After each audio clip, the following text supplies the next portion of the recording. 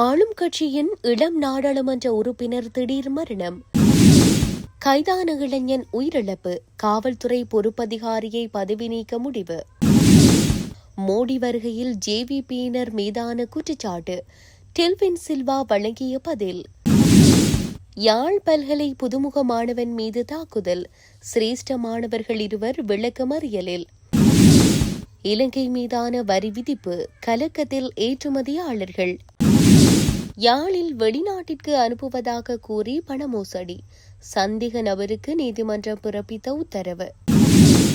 மகனின் தாக்குதலுக்கு இலக்காக்கி தாய் பரிதாப மரணம். தொடர்பென விரிவான செய்திகள். கேகாலை மாவட்ட தேசிய மக்கள் சக்தி நாடாளுமன்ற உறுப்பினர் கோசலனுவான் ஜெயவீர காலமானார். திடீர் மாரடைப்பு காரணமாக அவர் உயிரிழந்ததாக தகவல்கள் தெரிவிக்கின்றன. அவர் தனது 38வது வயதில் இவ்வாறு துரதிருஷ்டவசமாக உயிரிழந்துள்ளமை குறிப்பிடத்தக்கது. சந்தேக நபர் ஒருவர் காவலில் இருந்தபோது இறந்த சம்பவம் தொடர்பாக வெலிக்கடை காவல் நிலைய பொறுப்பதிகாரியை பதவி நீக்கம் செய்ய பரிந்துரைகள் செய்யப்பட்டுள்ளன. அதன்படி குறித்த பரிந்துரைகளை தேசிய காவல்துறை ஆணைக்குழுவிடம் சமர்ப்பிப்பதற்காக பதில் காவல்துறை மா அதிபர் இன்று பொது பாதுகாப்பு மற்றும் நாடாளுமன்ற விவகார அமைச்சகத்திற்கு அனுப்பியுள்ளார். அத்தோடு இந்த சம்பவத்தில் கடமைகளை புறக்கணித்ததாக கண்டறியப்பட்ட ஒரு காவல்துறை சர்ஜன் மற்றும் கான்ஸ்டபிள் ஒருவரையும் சேவையில் இருந்து இடைநிறுத்த நடவடிக்கை எடுக்கப்பட்டுள்ளது. கடந்த 1ஆம் திகதி நாவல பகுதியில் உள்ள ஒரு வீட்டிற்குள் நுழைந்த ஒரு இளைஞன் கைது செய்யப்பட்டு காவலில் வைக்கப்பட்டிருந்த நிலையில் உயிரிழந்தார். இந்த சம்பவம் தொடர்பான விசாரணைகள் தற்போது குற்றப்புலனாய்வு திணைக்களத்திற்கு அனுப்பப்பட்டுள்ளன. இவ்வாறானதொரு பின்னணியில் சம்பவம் தொடர்பாக நியாயமான மற்றும் பாரபட்சமற்ற விசாரணைகளை நடத்துவதற்காக வெலிக்கடை காவல் நிலைய பொறுப்பதிகாரியை பதவியிலிருந்து நீக்குவதற்கான பரிந்துரைகளை பதில் காவல்துறை மா அதிபர் சமர்ப்பித்துள்ளார். இந்திய பிரதமர் நரேந்திர மோடியின் இலங்கை வருகை இலங்கைக்கு கிடைத்த கௌரவம் என்று மக்கள் விடுதலை முன்னணியின் பொதுச் செயலாளர் டெல்வின் சில்வா கூறியுள்ளார். தேசிய மக்கள் சக்தி அரசாங்கத்தின் கீழ் மிகப்பெரிய அண்டை நாட்டின் தலைவர் இந்த நாட்டிற்கு வந்திருப்பது நாட்டிற்கும் மக்களுக்கும் ஒரு மரியாதை என்றும் அவர் தெரிவித்துள்ளார். அத்தகைய ஒரு அரசு தலைவர் வரும்போது இருதரப்பினருக்கும் நன்மை பயக்கும் பொருளாதார மற்றும் அரசியல் ஒப்பந்தங்களை எட்டுவது ஒரு நாடு செய்ய வேண்டிய ஒன்று என்றும் டெல்வின் சில்வா தெரிவித்தார். அதன்படி தனது கட்சி இந்தியாவிற்கு நாட்டை காட்டிக் கொடுத்ததாக சிறு குழுக்கள் கூறினாலும் வரலாற்றில் நாட்டின் துரோகங்களுக்காக தனது உயிரை தியாகம் செய்தது தனது கட்சிதான் எனவும் அவர் சுட்டிக்காட்டியுள்ளார். ஜேவிபி ஏற்பாடு செய்திருந்த நினைவேந்தல் நிகழ்வொன்றில் கலந்து கொண்டு உரையாற்றும் போதே டெல்வின் சில்வா இந்த கருத்துக்களை வெளியிட்டார். யாழ் பல்கலைக்கழக விஞ்ஞான பீட புதுமுக மாணவன் மீது தாக்குதல் மேற்கொண்டு சித்திரவதை புரிந்த குற்றச்சாட்டில் சிரேஷ்ட மாணவர்கள் இருவர் கைது செய்யப்பட்டு நீதிமன்ற உத்தரவில் விளக்கமறியலில் வைக்கப்பட்டுள்ளனர்.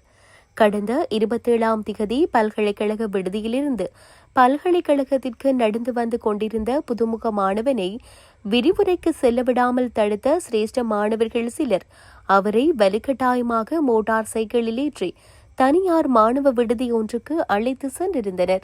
அங்கு வைத்து அம்மாணவனையும் வேறு சில புதுமுக மாணவர்களையும் கடுமையான சித்திரவதைகளுக்குள்ளாக்கிய சிரேஷ்ட மாணவர்கள் தலைக்கவசத்தாலும் தாக்கியிருந்தனர். தாக்குதல் மற்றும் சித்திரவதைக்குள்ளான தாத்தாண்டிய பகுதியைச் சேர்ந்த மாணவன் ஒரு காது கேட்கும் திறனை இழந்திருந்தார். இந்நிலையில் பாதிக்கப்பட்ட மாணவனால் கோப்பாய் போலீஸ் நிலையத்தில் முறைப்பாடு செய்யப்பட்ட நிலையில் முறைப்பாட்டின் பிரகாரம் விசாரணைகளை முன்னெடுத்த போலீசார் 2 சிரேஷ்ட மாணவர்களை கைது செய்து விசாரணைகளின் பின்னர் யாழ் நீதவான் நீதிமன்றத்தில் முற்படுத்தியதை அடுத்து மேற்படி இருவரையும் விளக்கமறியலில் வைக்குமாறு நீதிமன்றம் உத்தரவிட்டது. இதேவேளை இந்த சம்பவத்துடன் தொடர்புடைய ஏனைய மாணவர்கள் தொடர்பிலும் தாம் விசாரணைகளை முன்னெடுத்துள்ளதாகவும் தலைமறைவாக உள்ள அவர்களை கைது செய்ய நடவடிக்கை எடுத்துள்ளதாகவும் போலீசார் தெரிவித்தனர். இலங்கை மீது அமெரிக்கா விதித்துள்ள வரியினால் நாட்டின் ஏற்றுமதி துறையில் ஈடுபட்டுள்ள அனைவரும் இன்று கலக்கமடைந்துள்ளனர் என்று எதிர்க்கட்சித் தலைவர் சஜித் பிரேமதாஸ் தெரிவித்துள்ளார். ஊடகங்களுக்கு கருத்து தெரிவிக்கும் போதே அவர் இவ்வாறு தெரிவித்தார். தொடர்ந்தும் தெரிவித்த அவர், இத்தருணத்தில் உலகம் ஏற்றுக்கொள்ளும் ஒழுங்கில் ஏற்றுமதி சார்ந்த பொருளாதாரம் நாட்டின் வளர்ச்சி பயணத்திற்கு சிறந்த மற்றும் வலுவான அடித்தளமாக அமைந்திருக்க வேண்டும். கம்யூனிச சீனா, வியட்நாம் மற்றும் முதலாளித்துவ நாடுகள் மற்றும் சோசலிச நாடுகள் என சகல நாடுகளும் இதனை ஏற்றுக்கொண்டுள்ளன. ரணசிங்க பிரேமதாஸ் அவர்கள் 200 ஆடி தொழிற்சாலைகள் திட்டத்தை அன்று ஆரம்பித்து வைத்தார். அன்றைய காலத்தில் இந்த வேலை திட்டத்தை அவமதித்தவர்கள் இருந்தபோதும் இன்று இந்த நாட்டின் ஏற்றுமதி துறையில் முன்னணியில் உள்ள துறைகளில் ஒன்றாக இது மாறியுள்ளது. ஜனாதிபதி தேர்தலில் சாதனைகளை படைத்த டொனால்ட் ட்ரம்ப் வெற்றி பெற்றார். அமெரிக்க ஃபர்ஸ்ட் என்பதே அவரது தேர்தல் கோஷமாக காணப்பட்டது.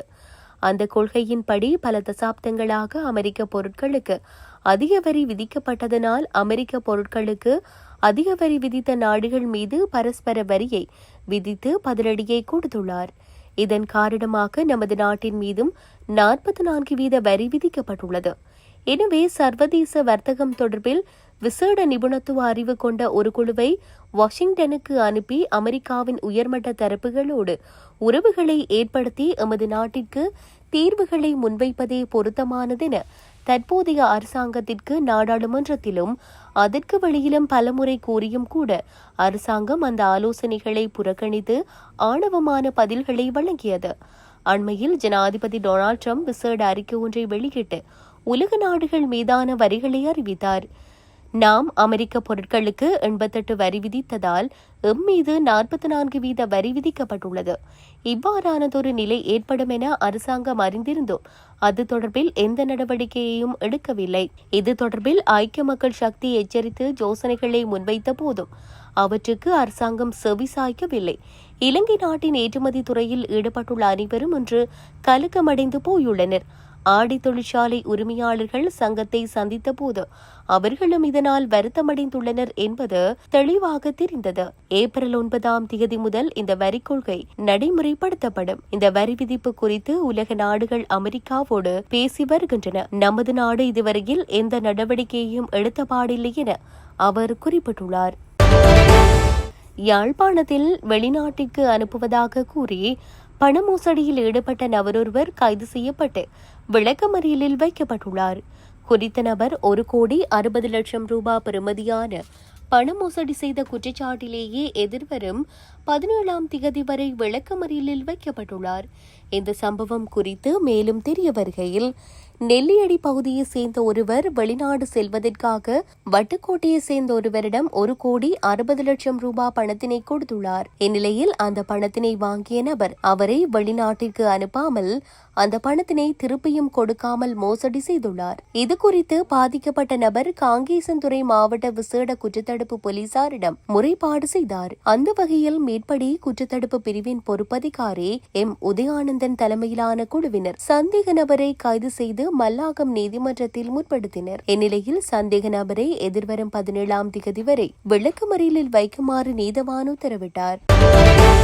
வாழைச்சேனை போலீஸ் பிரிவுக்குட்பட்ட நாவலடி கேணிநகர் பகுதியில் மகன் தாக்கியதில் தாயொருவர் உயிரிழந்துள்ளார். குறித்த சம்பவமானது இன்றைய தினம் இடம்பெற்றுள்ளதாக தெரிவிக்கப்படுகின்றது. சம்பவத்தில் யாசகம் பெற்று வாழ்ந்து வந்த 65 வயது மதிக்கத்தக்க பெண்ணே இவ்வாறு உயிரிழந்துள்ளார். சம்பவம் தொடர்பில் தெரிய வருகையில் தனது தாயுடன் வாழ்ந்து வந்த மனநலம் பாதிக்கப்பட்ட 46 வயதுடைய மகன் தாக்கியதில் குறித்த பெண் உயிரிழந்துள்ளார். இதையடுத்து குறித்த மகனை சந்தேகத்தில் கைது செய்த வாழைச்சேனை போலீசார் மேலதிக விசாரணைகளை மேற்கொண்டு வருகின்றனர்.